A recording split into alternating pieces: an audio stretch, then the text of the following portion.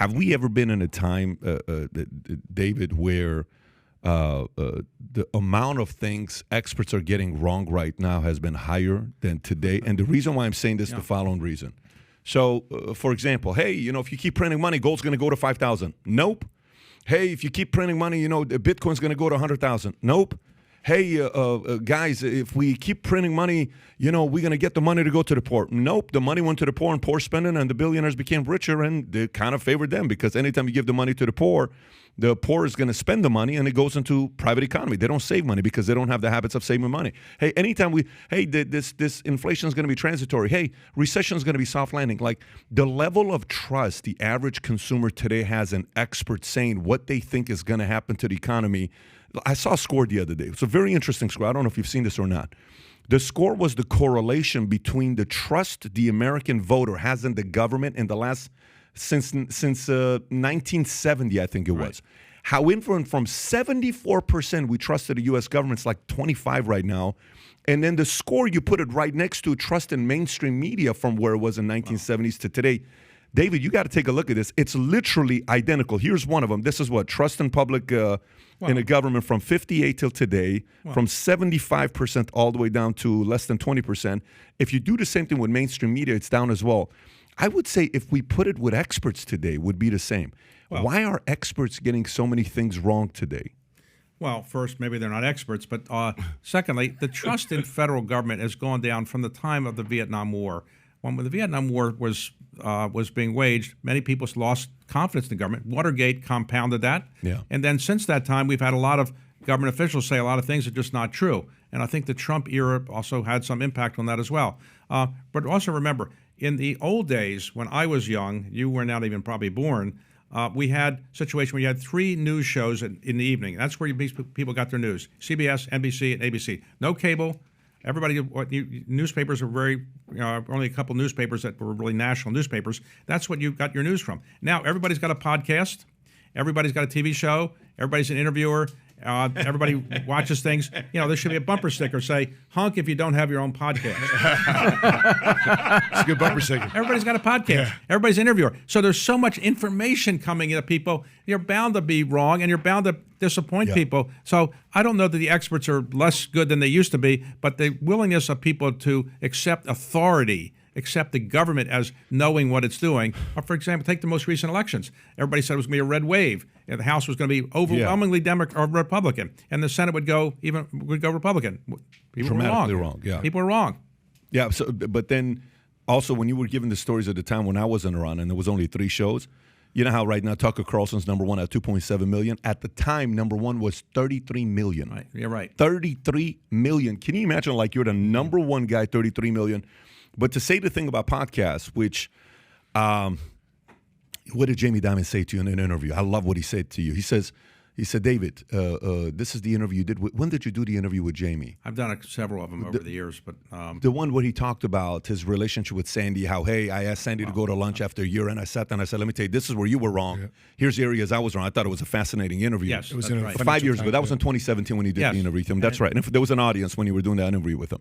He said something. He said, David, we got 145 million people that are working today, give or take.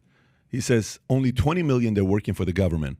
Only 125 million are working for free enterprise, free market, right? And whatever that number was, 120-20 or 125-20, but the number was, and he says the only thing I think they get right in the government is what? Military. That's Jamie's words, what he said to you. You've done many interviews, you may not remember that, but he said that in 2017.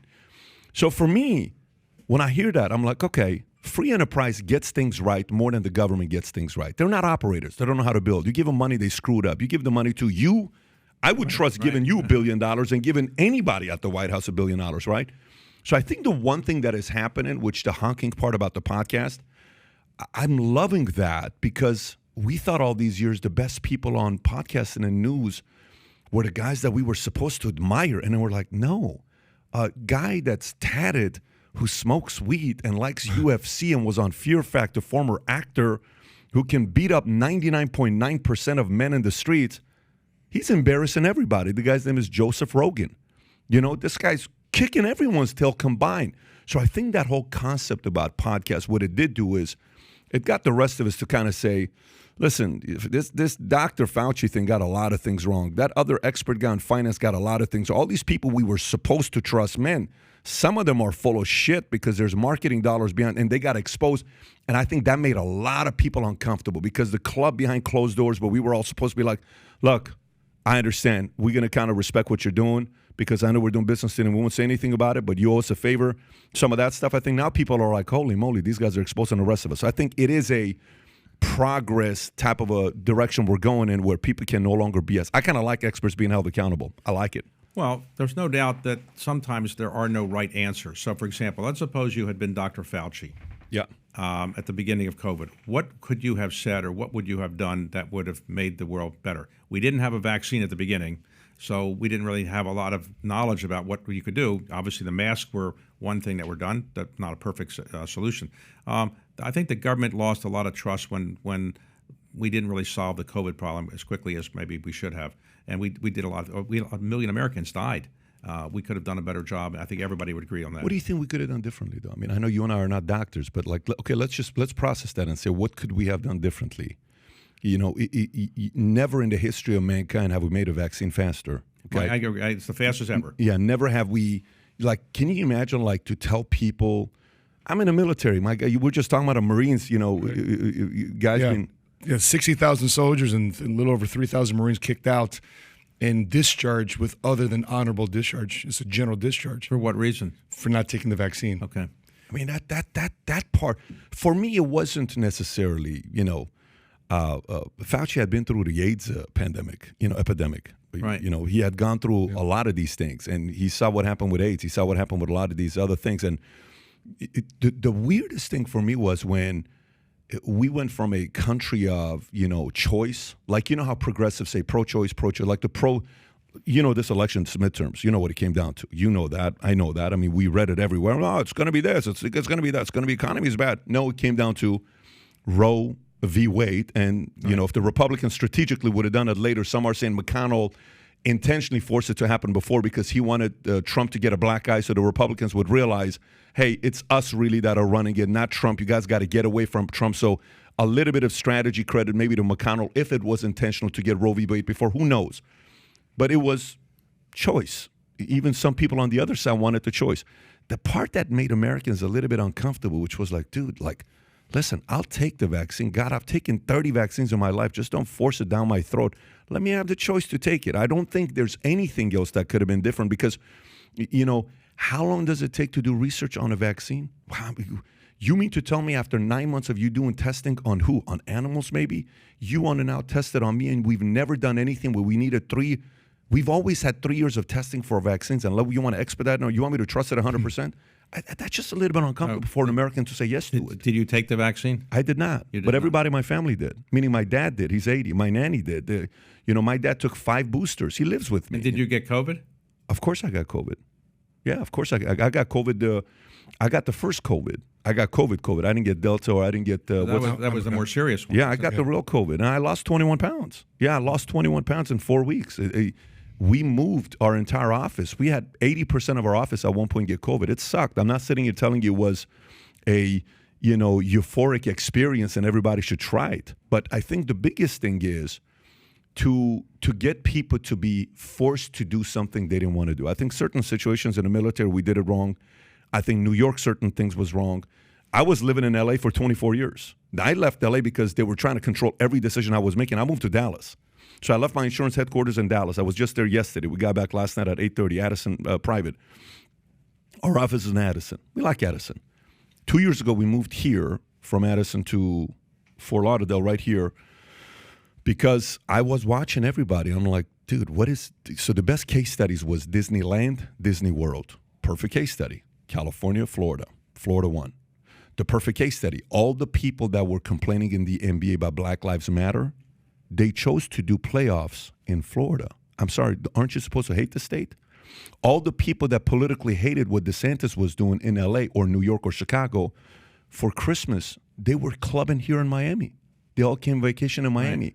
So you watch some of this stuff, and then you're like, I don't know, man. And I know, it's made me feel very uncomfortable that they were forcing. That's the only thing I thought was uncomfortable. Why did you have your children get it? No, my parents got it. My kids didn't get Your kid didn't get it. my kids didn't get the vaccine. My kids, I'm a guy that went to the military. When you go into the military, first week we took 11 shots. They give it with air guns and all this stuff. And if you go, it's assembly line. Yeah, assembly line, just each shoulder. No joke. And if you twitch, it cuts you. Yeah.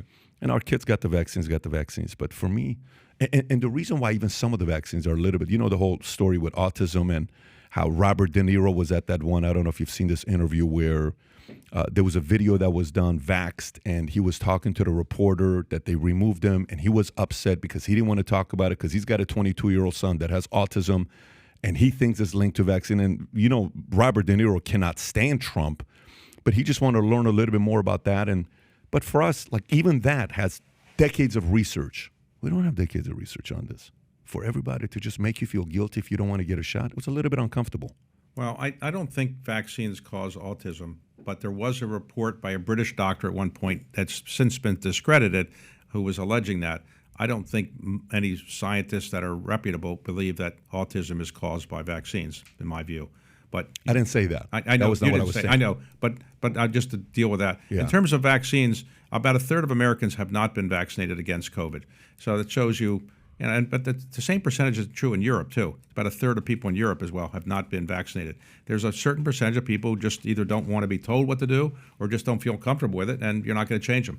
But did you see the data that's coming out that some of the guys now that are vaccinated are getting sicker or they're getting COVID more often than the ones that they – and by the way, this is not a Breitbart article or a Fox article. I was vaccinated all the time. You could be vaccinated. I did get COVID subsequent to that, but maybe it was a milder case. I don't know.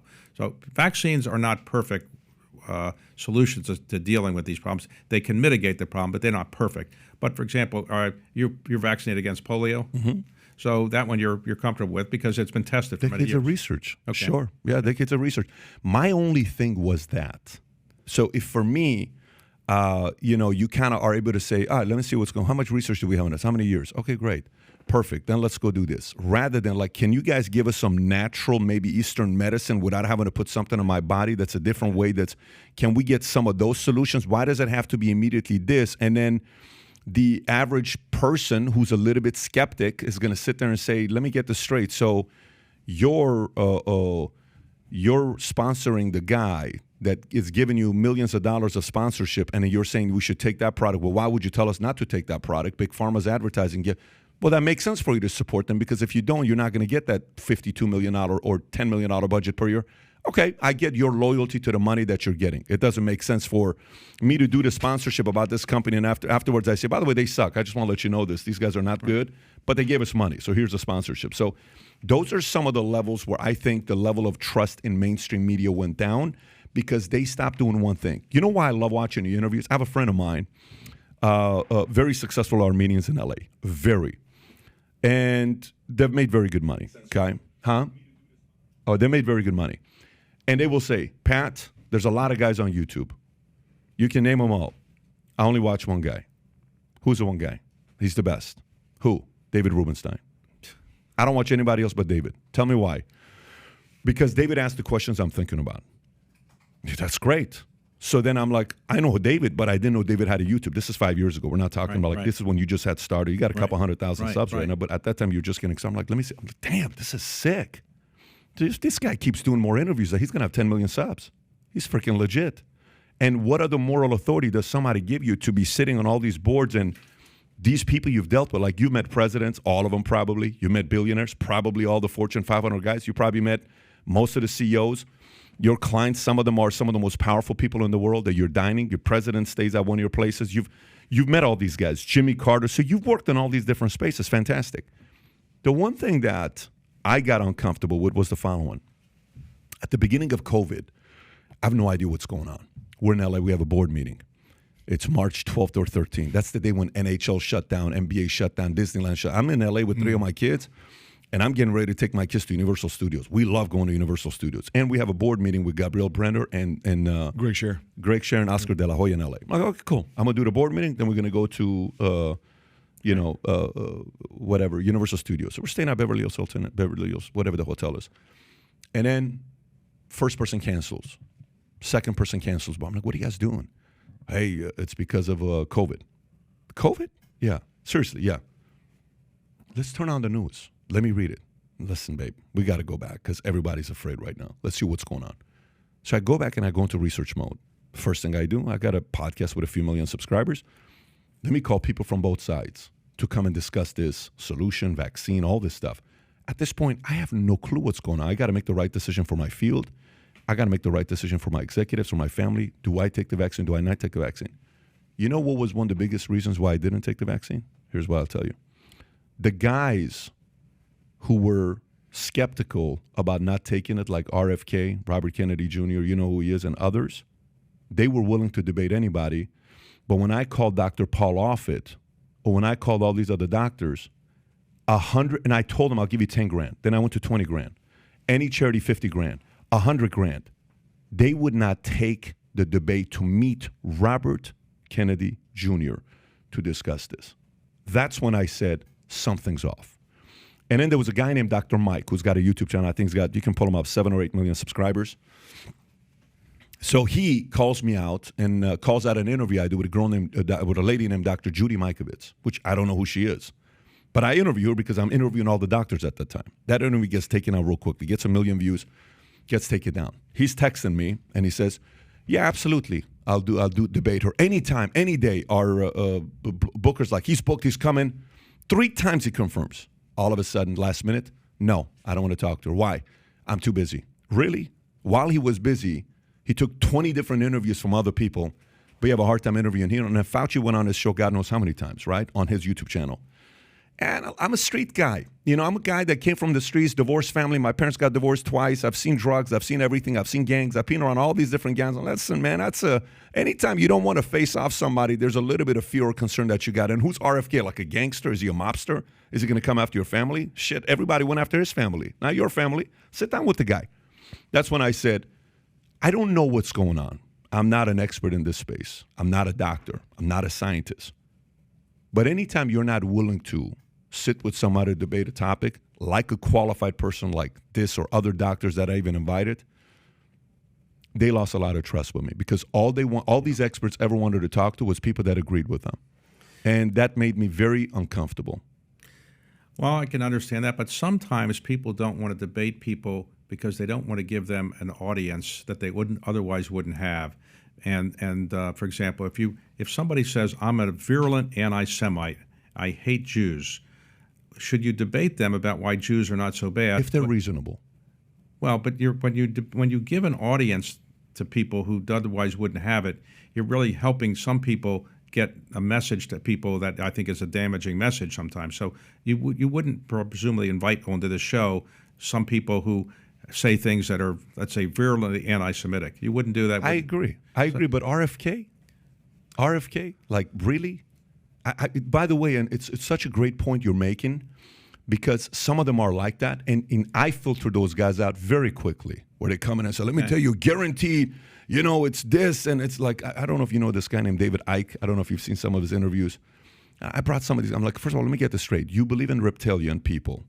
You believe in this, you believe in this, and you believe in this. Before I ask you any questions, I think it's important for the audience to know what you really believe in. Yes. He got upset.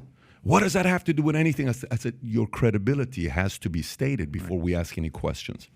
I'm not going to get a guy like that to debate somebody from the other side. I look for reasonable people. By the way, he's got a big following. A lot of people follow his stuff, and they say half his conspiracy theories are right. You know, but at the beginning, if you remember, it was linked to 5G and these 5G networks and all this stuff. That was the whole thing that was going on that people were worried about. But when two reasonable people are afraid to sit down against each other, like Thomas Sowell against, what's the other guy's name that I had an interview with?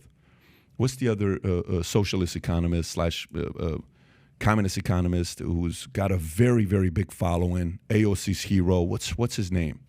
I had him on the podcast. You'd know who he is. You're not talking about Wolf, are you? No, I love talking to Richard Wolff. I don't know if you know who Richard Wolff is. He's a socialist professor. According to Forbes, the #1 socialist professor. No, this guy was a pure communist at the UC Riverside. I liked him a lot. Debating him. Astar, you can play the video because it's ours. It's someone you guys all know. Everybody knows this. Noam Chomsky. I'm sorry, Noam Chomsky. Yeah. You know who Noam Chomsky is. Do you know who Thomas Sowell is?